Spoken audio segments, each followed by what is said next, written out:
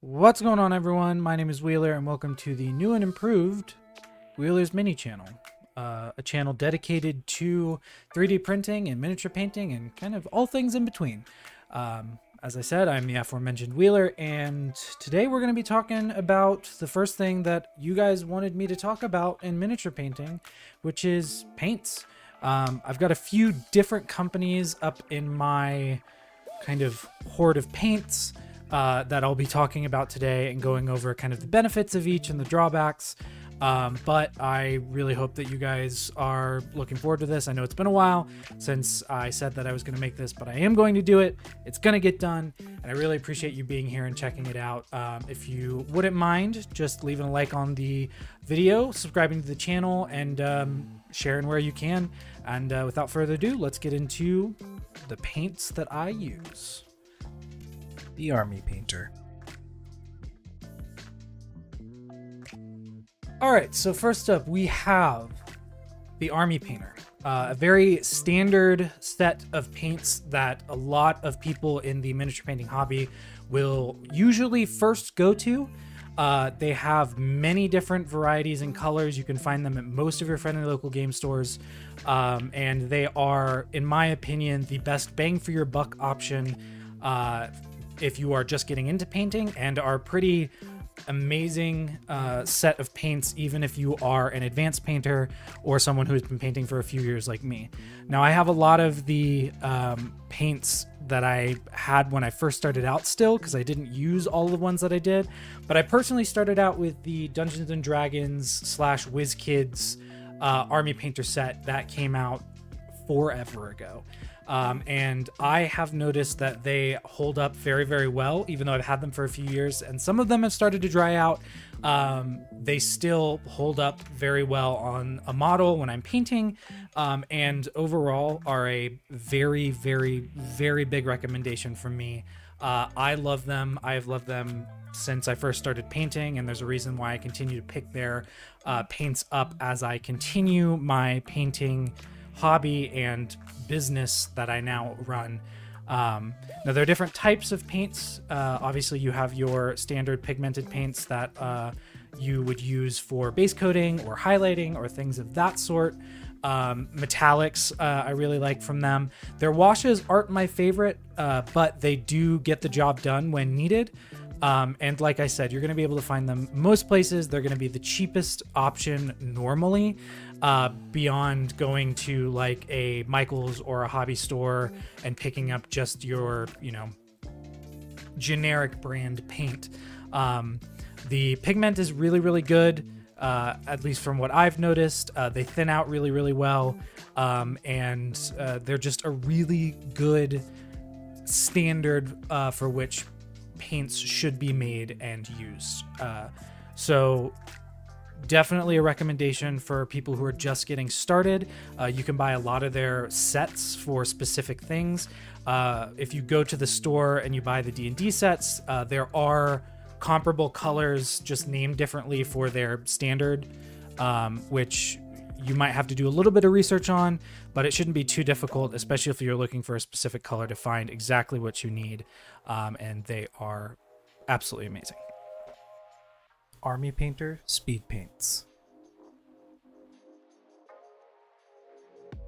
All right, sticking with the exact same brand, we have the Army Painter Speed Paint sets, which I live and die by. I think that they are an incredible paint. They're great for base coating, great for shading, great for glazing if you should want to do that. They recently came out with their mega set with a lot of new colors. Some of my favorite are the is Murder Scene, which is a really, really deep crimson mauve kind of color. A Pastel Indigo, which works really well for ice, which I've been using a lot recently in the minis that I've been painting. But overall, they're just really, really, really good paints. The first set that came out didn't have the most amount of colors available. However, as they've released new sets, they've definitely become more and more expansive in the colors that you have access to, even going so far into the realm of metallics, which I've used the metallics. They are absolutely incredible. They are a great resource to have. I usually base coat all of my models in speed paints to begin with. Even if I end up going over the entire speed paint with a different color or a more pigmented, less watery paint, it's still really good to have that paint on the model and be able to see the colors that you're looking at. And sometimes even just doing that and dry brushing over it, slap chopping, makes models look absolutely incredible and amazing. I cannot recommend them enough. I think they are an incredible set of paints.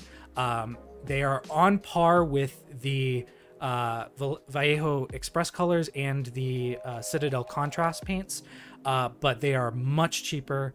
And in my opinion, having tried at least the Citadel paints, I haven't tried the Express colors yet, but trying the contrast colors comparatively to the speed paints, I prefer the speed paints. I think they are a much better paint for someone like me who isn't necessarily a professional, but definitely enjoys using shadows and things like that. So a great set, and really check out all of the new colors that they have. I've yet to use a lot of the colors that came out, but I'm really excited to get into use for some of them because they are just incredible. Specifically the blues. The blues are super high pigmented and stand out really, really, really nicely. And the reds as well, I've noticed, have been very good.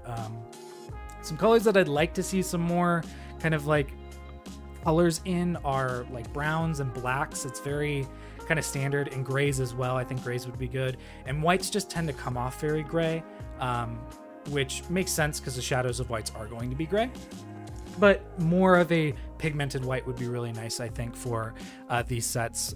Like I said, I cannot recommend them enough. They are absolutely incredible, and definitely something that if you're looking to kind of up your game and you're someone who's just starting out, or you have been painting for a little bit and you kind of want to add a little bit of zhuzh to your models, getting the speed paints is definitely something I recommend for you. Scale 75.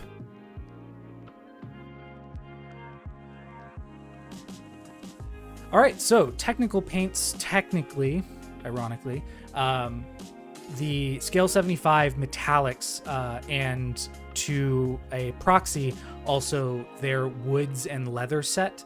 The sets that they have are called Metal and Alchemy. They come with 4 basic standard colors and then kind of 4 slightly pigmented colored metals as well.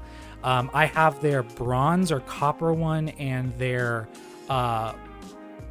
standard like steel one, and I did a lot of research when I was looking into what metallics were most used on the miniature painting circuit, and Scale 75 came back as kind of the consistent best metallics that people have been able to use. Now there are good metallics out there as well from other companies, but as I've used some of them before, I definitely do like the consistency and the pigmentation of the Scale 75 metal paints. They hold up very well on a model, and because they give you kind of different levels of highlighting on them in each set that you get, you're going to get pretty much everything that you need within one grouping. And if you don't, you can always buy another one. Now they are a little bit on the pricey side. They aren't necessarily the cheapest paints to get, but because they are very specific colors and they come in rather large dropper bottles, I think the price is definitely worth it. It's something that I didn't know that I needed until I started using it, and a good set of metallics is also just very, very good. Their leather and wood set comes with 4 different woods, 2 kind of standard woods, and then 2 kind of exotic woods, and then 2 kind of standard leathers, and then 2 exotic colored leathers as well. And I prefer the woods that they have. They are really, really well done, and they look really good on a model, especially like an Ent or something, or when I've been doing, dressings for maps I've been doing. Having that kind of paint available to me has actually been very, very helpful. And it's definitely something I'm going to look into more to see if I can find more sets like that through either Scale 75 or someone else. But so far, the Scale 75 sets have really, really impressed me in the quality of the paint, as well as the kind of flow and aspect of how it goes onto the model. So like I said, a little bit more on the expensive side, but definitely worth it if you are looking to get a good set of metallics and or a good set of leather and wood paints. Cannot recommend enough. Citadel Paints.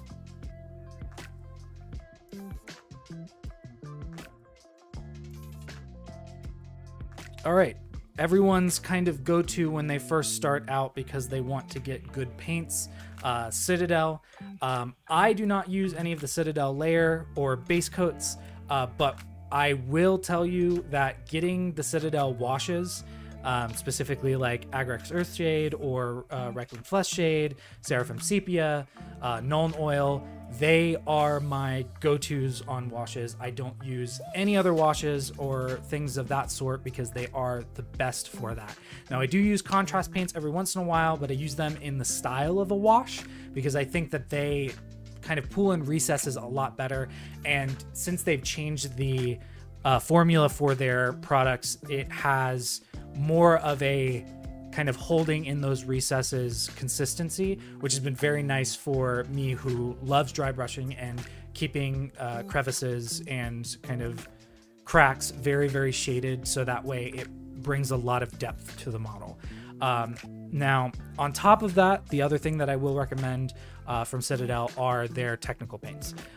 Things of sorts that are basing materials, especially like I think one of them is called Armageddon Dust, if I'm not mistaken, Valhalla Blizzard. Things of that sort are indispensable when you're basing your models, which I've become a maniac on recently. It's definitely something that you want to look into if you want to kind of bump up the level of your model work. Getting basing materials is really, really important. And when I do another video on accessories, I'll actually go over some of the basing materials that I have, as well as kind of what I do to help bring a little bit of dynamic aspects to a model that I'm painting. But the technical paints and the washes are 100% superior to pretty much any other washes or technical paints that I've been able to get my hands on.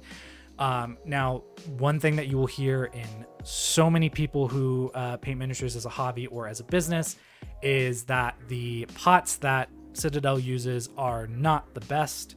I find that they are great for the washes because you can get a little bit instead of having to dip your whole brush into the pot to get the paint.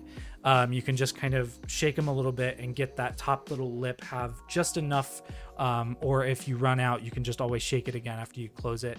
And I find that that works best for me. I can't give you a honest review on their base coat paints and their layer paints. I've used them before, as well as their dry brush paints, and they are decent, but I definitely prefer using my army painter sets and the set that I will talk about next. Now, Citadel is a bit pricey, as many people who paint Warhammer are likely to agree with. They can get very, very pricey very quickly if you're trying to get every single paint or specific paints. However, they are a industry standard, much like Army Painter is. And if you ask anyone who is a professional painter, the vast majority of them probably in some way, shape, or form use Citadel paints. So if you're looking to get what the professionals have, or if you're looking to step up your miniature game and you have the finances for it, I definitely recommend going Citadel. Again, they've been a standard for a very, very long time. There's a reason for that. It's just not something that I personally have put money into or necessarily have wanted to put money into with the paints that I currently have. So yeah, they are a great company. They do make amazing paints. There's just not for me. Vallejo Paints. Saving the, in my opinion, best for last, we have the Vallejo line of paints. If you have watched any company that makes YouTube videos on miniature painting, they probably at some point have used Vallejo paints. One big one, Squidmar Miniatures, I know uses Vallejo consistently, and I never really saw why until I picked up their paints for the first time and realized that, oh, these are very high quality paints. Right out of the bottle, they have amazing flow, they have amazing pigmentation, they have incredible thinning possibilities, and they just look very, very good on the model. The first one I picked up was a bottle of Vallejo White because it was at one of my local hobby stores, and that sold me just on the white. Now, as of recently, I've picked up the WizKids set that they recently did with Vallejo, both their basic and their intermediate, because I tend to paint with a lot of different colors and the basic wasn't going to be enough for me. So I wanted to grab the intermediate as well, and I'm so happy that I did. The paints are absolutely incredible. They are a little bit, in my opinion, a little more thin than I was expecting, and definitely thinner than what I usually paint with. But once you kind of work with them and get them to the consistency that you want them, or kind of get better at working with thinner paints, I could not recommend them enough. They are on the pricier side. Vallejo is not definitely not the cheapest paints that you can get, but in my opinion, it is well worth the money. It's something that I definitely have over time become better at, is making sure that if I'm going to be selling these miniatures to people, I want to make sure that you guys are getting the best quality. So I will more often than not use the Vallejo paint at some point or another to help and assist the other paints. And I think that's one of the biggest things that I've noticed about the paints as well, is they mingle very well with other paints. Not that the Army Painter paints don't, because they absolutely do, but the Vallejo paints just kind of, they almost, I know it's not technically possible, but they almost increase the quality of the paint that's around them when I'm painting with them, or so I've noticed. So it's definitely a set I recommend. I think that the D&D set is amazing. I mostly do D&D models, or TTRPG models. I don't do a lot of Warhammer. Warhammer painters generally use Citadel, the one I just recently talked about, but Vallejo is kind of, in my opinion, should be the industry standard for where paints are. Now, that changes depending on what paint you're looking for. So like I said, shades, I prefer Citadel. Regular paints, I prefer Vallejo. And if you're looking for a pretty bog standard, just good paint right out of the bottle, Army Painter's definitely for you. The speed paints, in my opinion, based off of all of the research that I've done, are the best for what they are comparatively to the Express Colors by Vallejo or the Contrast Colors by Citadel. So I literally could talk about them forever, but I wanted this to be a little bit of an introductory video to the paints that I have. Hopefully some of the content that you've been seeing throughout the video has kind of helped you better understand it. If you want more specifics, please let me know in the comments. I'm more than happy to assist and give you guys a more in-depth view at what I have. But I just wanted to kind of get this first video out here on the paints that I use and what I recommend. So just as a small little recap and outro, I love Vallejo paints. If you have the money for them and you're looking to upgrade your painting ability, or rather upgrade your paints and your painting ability is already really decent or relatively good, I definitely recommend the Vallejo paints. Citadel, if you're doing Warhammer specifically, or if you are looking for good shades and technical paints, definitely recommend Citadel. As a beginner or an amateur or semi-professional, Army Painter is definitely the way to go, especially with the speed paints. They're the cheapest option on the market, at least for what I'm aware of. They're the cheapest for me. You can find them most places. And like I said, the speed paints are absolutely phenomenal and stellar. So that's my painting video, that's my paint video. I hope you guys enjoyed. I hope this has been somewhat educational and helpful. I'm going to be doing a little bit more. Next video, we're going to be going over arguably the most important thing that you need when you're painting miniatures, and that's brushes. So I hope you guys enjoyed, like I said, and I will see you all in the next video. See ya.